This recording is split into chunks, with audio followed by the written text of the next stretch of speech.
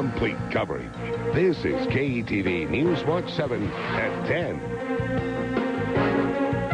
A sales tax increase in the works in Nebraska's state legislature. Governor Mike Johanns says there's no other option. It's an absolute last resort for me. The governor reached the deal with several state senators late last week. Good evening, I'm Rob McCartney. And I'm Julie Cornell. The state sales tax would increase by a half cent. The money would help pay for a court settlement. How much support does the sales tax plan have? The Associated Press put the question to lawmakers. 14 say they'd vote for the increase or they're leaning toward supporting it. 16 say either they'd vote against it or they're leaning toward voting no. 18 other senators are undecided. One senator could not be reached. Well, many of the senators debated the plan into the evening. They do not want to increase taxes, but worry there are few other options. We hear from those senators and Governor Mike Johanns in tonight's big story. Here's KETV Newswatch 7's Tricia Moretz. This is the reason for the half-cent sales tax increase. The lawsuit over the low-level radioactive waste facility could cost the state more than $150 million. That's money the state just doesn't have. There's a point out there where you've had the last appeal, you can't settle the case, and they want $150 million plus interest, and it's going to have to be paid. Governor Mike Johanns worked with lawmakers on the plan. Increase sales tax in the state by half a cent next year. That means in cities like Omaha, where there's a local sales tax, you'd pay 7.5% on purchases. Johanns says there's no other option when you're talking about a $150 million plus settlement. By even national standards, that's a breathtaking amount of money. The handout consists of 3 parts. But senators on the state's Appropriations Committee want to look at other options. How do we make certain that goes for the payoff of the lawsuit? They met well into the night Monday, questioning if there's any other way to get money for the settlement or if it's even necessary to prepare for a settlement when there are still a few appeals remaining. I think we have other alternatives in the budget other than going to the people for a half-cent sales tax increase. Now, Senator Nancy Thompson did present one option today. It would take money from the state highway fund to pay for the lawsuit and then issue some bonds to put that money back into the state highway fund. They'll discuss that plan and some other alternatives tomorrow. Now, Tricia, the Appropriations Committee did advance the rest of the budget. They did, and that's including a provision to allow local school boards to raise the property tax rate up to $1.10 per $100 valuation. That could be debated as early as next week by the entire legislature. All right, Tricia, thanks. Another issue facing senators may have come to an end today. They failed to advance a casino gambling measure. A vote to end a filibuster fell 1 vote short. The constitutional amendment would have allowed voters to decide in November whether to allow up to 2 casinos to be built in Nebraska. The issue now goes to the back of the agenda. But it isn't really ever over until it's over, and you never know what's going to develop in a session. But I would think that chances might be a little slim now. Well, many senators are now concerned that overexpanded gambling petition drives, are now circulating. They're worried that voters will approve a broad plan that will allow for many casinos and slot machines all throughout the state. Nebraska lawmakers also continued second-round debate today on a measure to regulate body art. Right now, people who tattoo, pierce, or apply permanent cosmetics do not have to be licensed. The new law would change that. It would also require written consent from a parent before anyone under 18 could undergo a body art procedure. Debate is scheduled to resume first thing tomorrow morning. A new type of tattoo is starting to make its mark on the Omaha area. It involves a special kind of ink that glows in the dark. New tonight, KETV Newswatch 7's Tom Elser finds that not everyone is giving the tattoo glowing reviews. It's applied to the skin like any other tattoo and looks very similar, at least in the daylight. But put it under a black light and this tattoo lights up. That's what a lot of people really want, just something that jumps out. He's the manager of Dr. Jack's Ink Emporium. He says these new tattoos are especially popular with people who go to nightclubs, where black lights are pretty common. Definitely not the norm. Definitely good for the younger generation. But how safe are these tattoos? Oh, yeah, it's been FDA approved since '95. Now, it's not FDA approved for injection into the skin. Dr. Joel Schlesinger is a local dermatologist. It's a product that may be FDA approved in other forms for painting on things, but there is no FDA approval for this product to be injected into the skin. Dr. Schlesinger is not a fan of tattoos in general, but especially the blacklight tattoos. He says they can cause an allergic reaction. We've had many reports of people that are itching with these newer tattoos.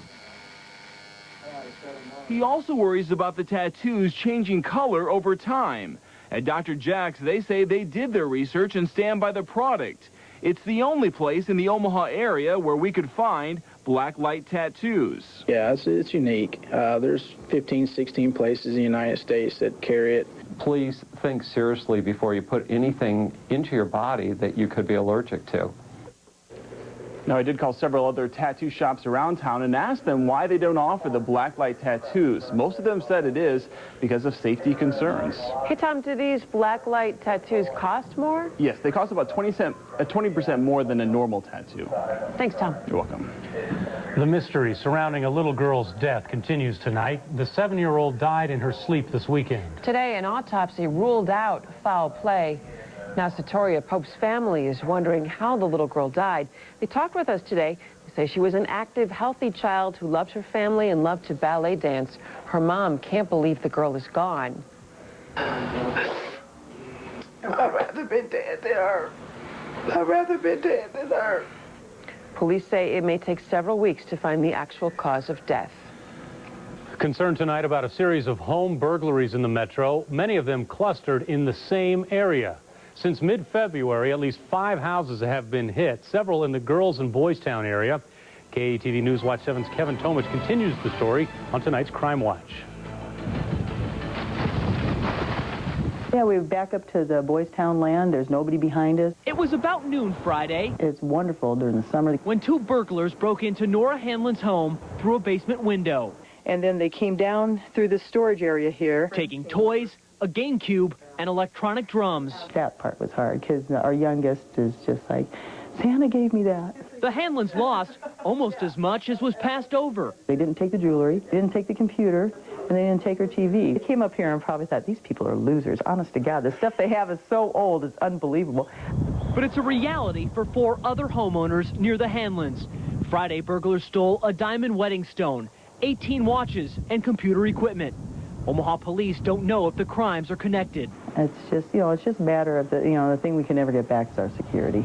Once the thieves had the Hanlon stuff, they dragged it through the backyard into the front yard and the getaway car parked on the street. A neighbor driving by saw the suspicious activity and called police. No, not everybody's going to be that observant or act on it, and that's just it. If everybody would kind of watch out for each other, especially if you're living in an area and it's like, and it just doesn't feel right, call. That call could be the only thing that keeps the burglars out. With more complete coverage, Kevin Tomich, KETV, Newswatch 7. The woman who saw the burglars gave police this description. The first suspect is a 20-year-old white man, about 5'8", medium weight, had blonde hair. The second suspect, also a white man, about 25 years old with brown hair. Anyone with information on these crimes should call Omaha Crime Stoppers at 444-STOP. New tonight, flames send an Omaha family running out of their home. They live near 95th and Western. And tonight, just before 6 o'clock, the couple who lives here heard a loud popping noise. They ran up from the basement and found their kitchen on fire. They were not cooking at the time. Investigators don't know what caused the fire. There is considerable damage. The home is not livable. No one was hurt. A fire damages a car rental building early this morning. Investigators suspect arson. Story tops tonight's local news summary. They think someone set fire to the Hertz rental car building around 3:30 a.m. The office area of the building was heavily damaged. Nobody was hurt. No vehicles were damaged. The Boys and Girls Club will sell its building in North Omaha to Omaha Public Schools. OPS plans to move its alternative Blackburn High School to the site. The building used to house Flanagan High School till 1997. Boys and Girls Club will use the $4.9 million to build a new club just to the north of the building. Boxes and boxes of historical documents are damaged in Lincoln. They got wet during a water leak in a county storage building Friday. A worker was working on a sprinkler system pipe when it burst. Documents dating back to 1854 were kept in the building. The records will be freeze-dried and then slowly dried out. Martha Stewart's syndicated TV show is going off the air in some markets.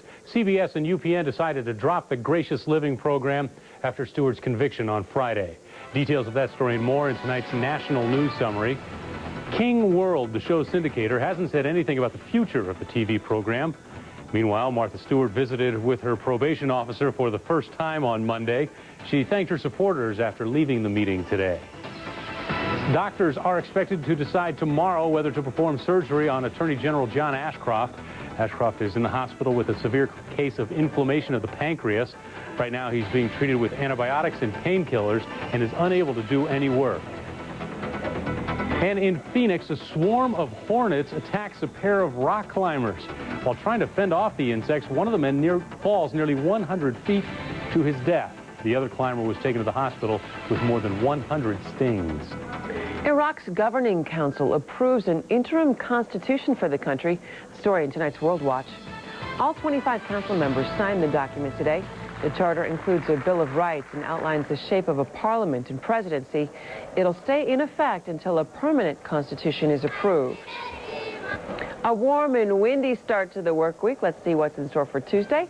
Bill Ramby is here with his upfront forecast. Yeah, it was warm, all right. The warmest day so far this year. Got to go back to November to find a day that was this warm. 66 in Omaha. A little bit cooler the next few days, actually cooler progressively into the middle part of the week. But that's still above average, and we'll see a lot of sunshine tomorrow. Be a breeze out of the northwest and kind of cool at 7:30, but still 50, 52 degrees later in the afternoon. Julie, Rob? We have a survey of gas prices tonight. See how our prices compare to the rest of the country when we come back. And another spotlight is on headlights. We'll tell you about a new lawsuit focused on one car maker. See if your car is involved. And later, so much to do in Alaska these days. Why these pups are running off the winter chill. More complete coverage. This is KETV Newswatch 7 at 10. Tired of being cooped up all winter? At Jim Arp Jeep Country, your exclusive Jeep sales and service center at 55th and L, hit the trail during Jeep Adventure Days. Get 0% 60-month financing or get $3,500 cash allowance on the trail-rated 04 Jeep Grand Cherokee, America's favorite 4x4. Check out the exciting Jeep Wrangler and the 04 Jeep Liberty. Shop here during Jeep Adventure Days, and we're going to be friends for a long, long time. Jim Arp Jeep Country, 55th and L. As a rehabilitation doctor, what's fabulous is to take a situation, take a broken person and a distressed family and say, this situation has hope. That's a tremendously fulfilling part of my job. I feel fortunate to have found a profession that I would do for free. I'm Dr. Thomas Franco, Medical Director of the Emmanuel Rehabilitation Center for Allegiant Health, where you'll get a higher standard of care. You have my pledge on it. KETV Newswatch 7 at 10. More complete coverage with Rob McCartney, Julie Cornell, Chief Meteorologist Bill Ramby, and John Hughes.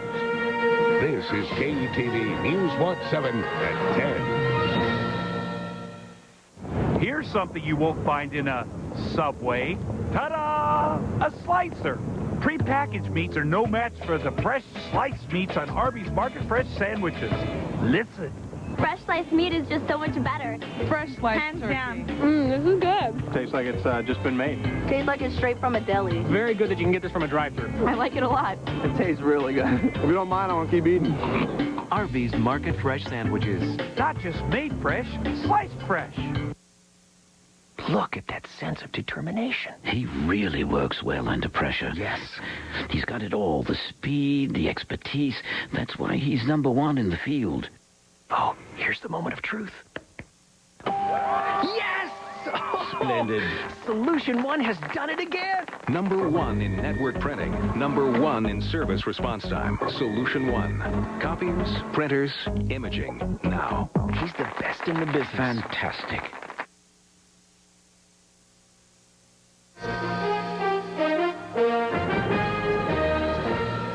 Gas prices are nearing an all-time high. The Energy Department reports they edged up 2 cents a gallon last week.